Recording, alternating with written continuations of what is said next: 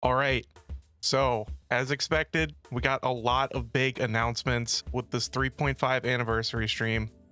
I don't know about you guys, but I'm never staying up for another one of these because I am freaking tired. But yeah, let's just jump right into it. We'll start with something light and then move on to the bigger announcements. Before we get started, I'm gonna put up all the codes they showed on stream, so don't miss these. There's like 15 recruit vouchers, some gems, a couple of synchro slots, some good stuff in there, so don't miss out on these. Make sure you redeem them. So let's get started with the popularity poll. So as expected, Cinderella swept this one quite convincingly. And you know what? I like that result. Cinderella is one of my top 3. Honestly, I am very surprised that Liberalio took the second spot. Like, this character came in strong for a lot of people, but overall I think these are really good results for the popularity poll. I hope that Neuda can be in the top 5 next year though. We'll see. The NPC vote, I'm a little disappointed in this one. I can see that Behemoth was in the top 5 there. I think Cecil is an okay NPC, but overall I find her kind of boring. I will say that I think her design is, you know, this is really good. And if she was a playable Nikke, she would definitely be up there on that popularity poll. As an NPC, I think, you know, characters like Oswald and Behemoth and Anderson are just like a lot more interesting to me. Cecil's just kind of like this ice cold scientist that shows up every once in a while. I really think that her attractiveness carries the vote here a lot. And I mean, the same goes for Anderson and Oswald, because who isn't gooning for both of these guys? I am surprised by these gotcha skin results as well. First of all, the Privity one. So I think this is a really good skin, but not gotcha worthy. Like, when I first saw this skin, I thought for sure I was going to be buying it, but the more I mulled it over and thought about it, I was like, if this was $20, 100% insta buy, but it's just not enough for me to, you know, go that full gotcha skin price on. And obviously Scarlet's gotcha skin is amazing. That's definitely one of my favorites. And Rappy's gotcha skin was the first one I ever bought. Like, I knew instantly I had to have that one. Like, what? It's crazy. Anyways, these are some good skins regardless of their pricing. Most memorable minigame. Honestly, I was really surprised that 2x2 Love was even considered a minigame. I really think the Resident Evil collab minigame should have been the winner here, because I didn't really consider the 2x2 Love thing a minigame. It wasn't. It was just the story. It was just like a different way to experience all the scenarios in the story. But, you know, whatever. This one's kind of weird. Most memorable rapture, Modernia. We all know why Modernia wins. Most memorable background music, Unbreakable. So Cinderella gets 2 wins here. I, of course, voted for Hold Me Tight. I can't even think of a single piece of music that doesn't deserve to be featured here. There's so many good pieces of music in this game. Favorite story event? I talked about this. For me, I feel like Goddess Fall was the best story, but I thought that 2x2 Love was the best event just because of how it told the story and gave you so many branching paths with multiple endings and all the really intimate interactions and situations with the 2 Nikkes, Arcana and Privity.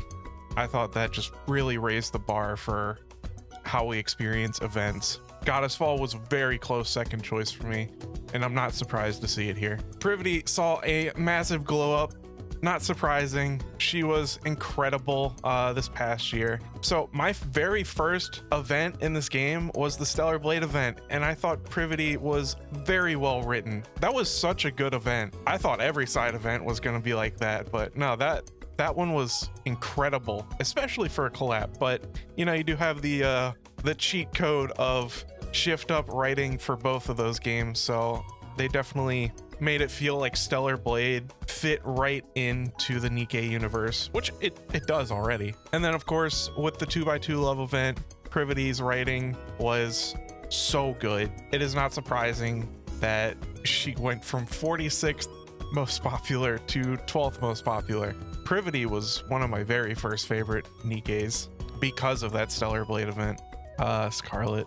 I'm kind of surprised that Scarlet hasn't won. When I think of Nikke, Scarlet is one of the first characters I think about. She has such an immaculate design. I love the hat. She just radiates aura. She's so cool. I really feel like Scarlet deserves a win. And, you know, we're gonna maybe get an alt version of Scarlet soon. So maybe next year?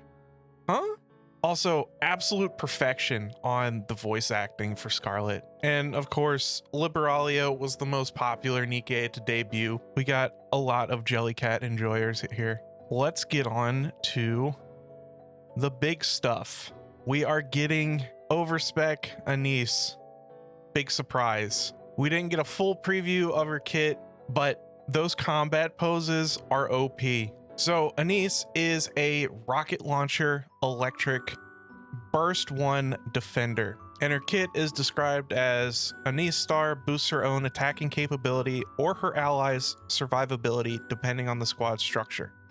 When using her burst skill, she generates stars around herself that attack the enemy automatically.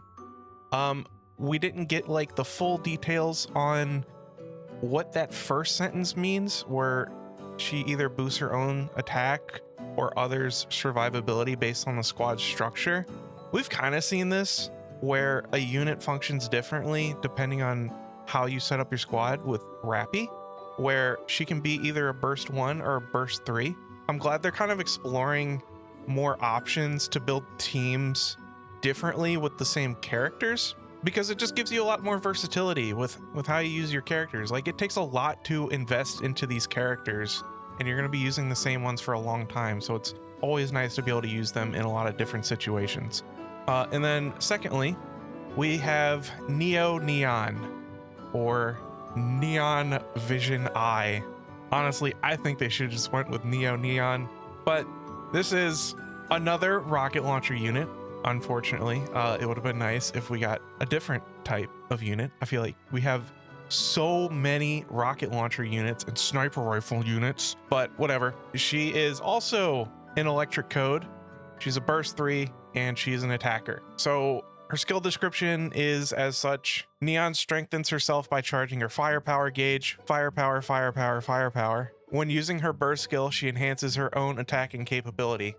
Not much to chew on there, but damn, she has a massive weapon. And that leg pose, sheesh. Yeah, so we're getting 2 brand new overspecs. Overspec counters is finally here, and we're probably gonna see the entire counter squad on the field at the same time in a lot of these upcoming fights, which is really cool, because that hasn't happened in a very, very, very long time, and I am looking forward to playing with these units. Also, we are getting Avistar as the free new unit. We're gonna be able to MLB her for free.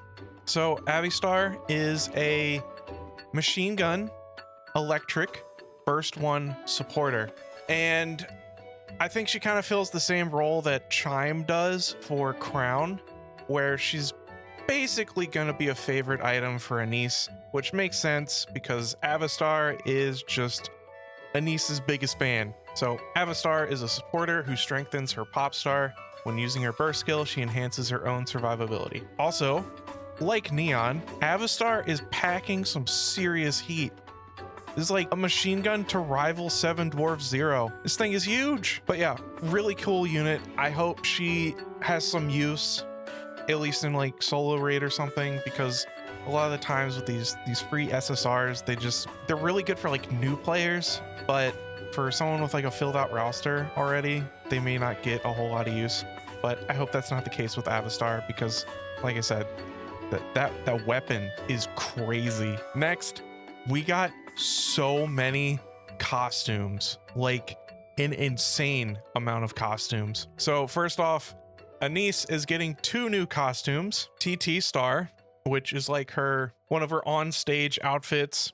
It looks really good. I like the vibe of this outfit. And we're also getting Annis Starlight, which is basically her combat upgrade. outfit, and I was barking like a dog when I saw this one. I'm definitely getting this one. Huge fan. It really gives the vibe that Pretty's outfit gave, and I love the color scheme. It reminds me a lot of, you know, my favorite skin, which is Wu Wei that Neuda has. But yeah, this is a great skin. Liberalia is getting a goth girlfriend skin, and I might have to get this one too. I'm not like the biggest Liberalia fan, but this skin is pristine. But in addition to that, Dorothy and Rappy Red Hood are getting some idol slash cheerleader outfits. Like, Dorothy looking good. I wish the skin was for summer Dorothy. Man, it looks really good. Dorothy aesthetics are sleeper OP. Her mental illness really overshadows her top tier design as a character.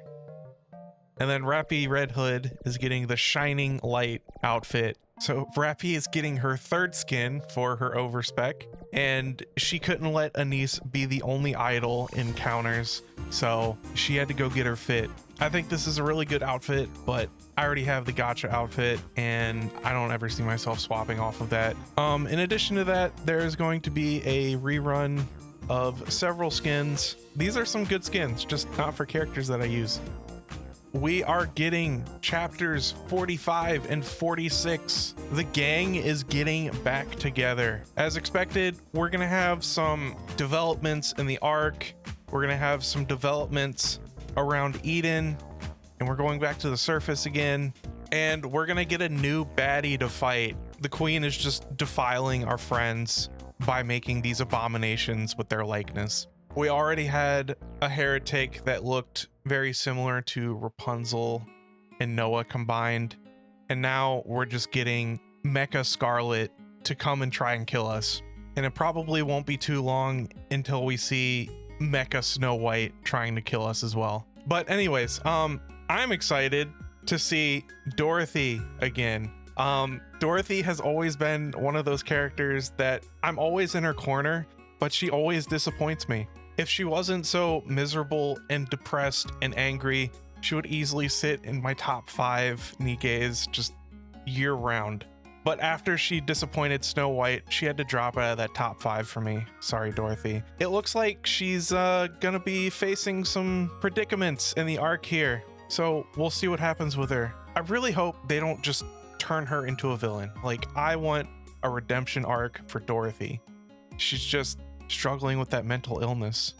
She needs a hug, but she might also shoot someone that tries to hug her. But yeah, new story update. Definitely gonna make a nice long video talking about that next week when I get the chance to play through it. And obviously, we are going to get a lot of free pulls. Let's go. They say we're gonna get Avastar, MLB for free, or you can choose from another selection of Nikkes here. But we're also going to get up to 130 free pulls. We're going to get a bunch of limited vouchers and a bunch of standard vouchers. We're going to get the daily free recruits on Anis and Neon.